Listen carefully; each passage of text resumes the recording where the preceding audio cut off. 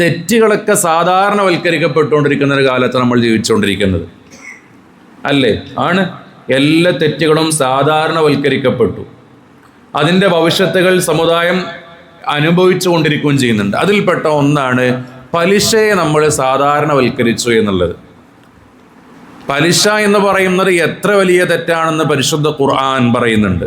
നബി സല്ലല്ലാഹു അലൈഹി വസല്ലം തങ്ങളുടെ ഹദീസും പറയുന്നുണ്ട്.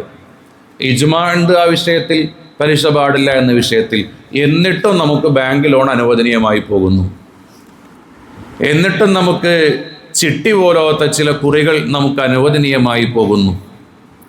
ഈ പലിശ എന്ന് പറയുന്നത് ഇസ്ലാം വിലക്കിയതാണല്ലോ, അതിലൊരു തർക്കവുമില്ലല്ലോ. ആ വിലക്കിയ കാര്യത്തെ എല്ലാവരും പലിശ എടുക്കുന്നൊരു കാലത്ത് എന്ത് ബുദ്ധിമുട്ട് വന്നാലും ഞാൻ ആ പലിശ എടുക്കുകയില്ല, അതിന് വേറെ വഴി ഞാൻ കണ്ടുകൊള്ളാം എന്ന് പറഞ്ഞ് ജീവിക്കാനുള്ള മനക്കരുത്തുണ്ടെങ്കിൽ അവന് വിളിക്കുന്ന പേരാണ് മുഅ്മിൻ എന്നുള്ള പേര്.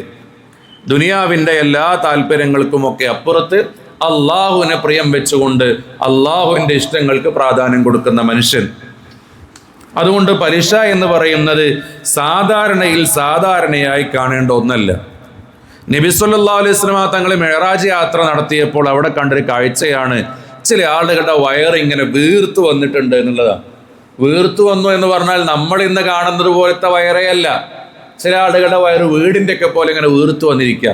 അതായത് അവർക്ക് അവരുടെ വയറുകളെ കൊണ്ട് നടക്കാൻ പോലും കഴിയൂല, ആ രൂപത്തിലുള്ള വയറുകൾ.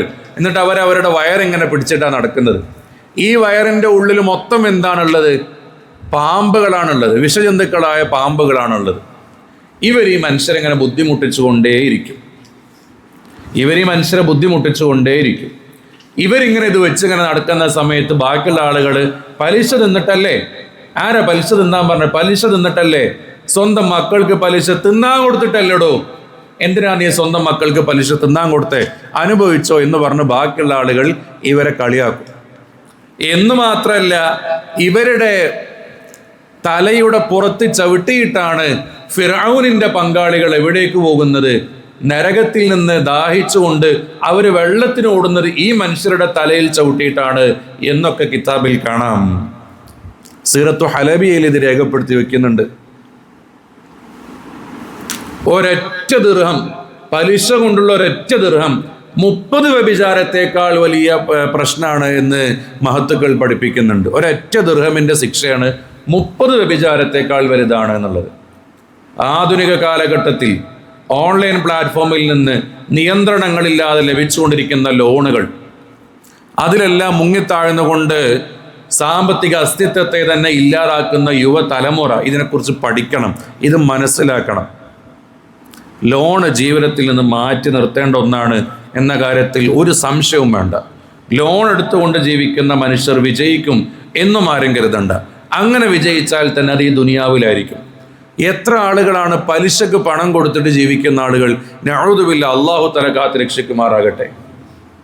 ഒരു മനുഷ്യൻ നമ്മുടെ മുന്നിലേക്ക് വന്ന് സഹായം ചോദിക്കുമ്പോൾ നബി സല്ലല്ലാഹു അലൈഹി വസല്ലം തങ്ങൾ പറഞ്ഞല്ലോ, എടാ നിന്റെ കയ്യിൽ പൈസ ഉണ്ടെങ്കിൽ നീ കൊടുത്തേക്ക്. അങ്ങനെ നീ ഒരാൾക്ക് കടം കൊടുത്താൽ നിനക്ക് ആ പണം കൊടുത്ത സംഖ്യയുടെ പകുതി സ്വതക്ക ചെയ്ത പ്രതിഫലം ഉണ്ട് എന്ന് സയ്യിദുനാ റസൂലുള്ളാഹി സ്വല്ലല്ലാഹു അലൈഹി വസല്ലം തങ്ങൾ പഠിപ്പിക്കാനുള്ള കാരണം എന്താ? മറ്റുള്ളവരെ സഹായിക്കണം എന്നുള്ള മനോഭാവം പരിശുദ്ധ ഇസ്ലാമിനുള്ളത് കൊണ്ടാണ്. എന്നിട്ട് ചില ആളുകൾ ആരെങ്കിലും ബുദ്ധിമുട്ടി എനിക്ക് ഇത്ര പൈസ വേണം എന്ന് പറഞ്ഞു വരുമ്പോൾ ആ അവസരത്തെ മുതലെടുക്കുക. എന്നിട്ട് എന്ത് ചെയ്യുക? ഇത്ര രൂപ പലിശ വേണം എന്ന് പറയാം. സ്വന്തം മക്കൾക്ക്, സ്വന്തം ഭാര്യയ്ക്ക് പലിശ തിന്നാൻ കൊടുക്കുന്ന നിന്നേക്കാൾ അതപ്പതിച്ചു പോയ വേറെ ഏത് മനുഷ്യനാണ് ഈ ലോകത്തുണ്ടാകുന്നത്? ഇത്ര വലിയ ശിക്ഷയല്ലേ പലിശക്കുള്ളത്? ഇതൊക്കെ സമ്പാദിച്ചത് മക്കൾക്ക് വേണ്ടിയിട്ടാണ്. നല്ല വീട് വെച്ചത് മക്കൾക്കും ഭാര്യയ്ക്കും വേണ്ടിയിട്ടാണ്. നല്ല സൗകര്യങ്ങൾ വെച്ചത് മക്കൾക്കും ഭാര്യയ്ക്കും വേണ്ടിയിട്ടാണ്.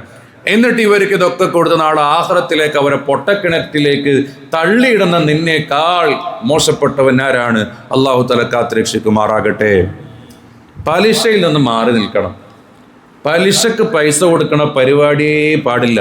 ഹറാമാണെന്ന് പറഞ്ഞാലും പോരാ, അത് അത് അത് അത് സബഉൽ മുബിഖാത്തിൽ പെട്ടതാണ്, വൻദോഷങ്ങളിൽ പെട്ടതാണ്. സാമ്പത്തികമായ വിഷയങ്ങൾക്കൊരു പ്രശ്നമുണ്ട്. എന്താ? തേച്ച് കഴുകിയ പോകുന്ന കാര്യമല്ല സാമ്പത്തിക വിഷയങ്ങൾ. അത് മനസ്സിലാക്കണം.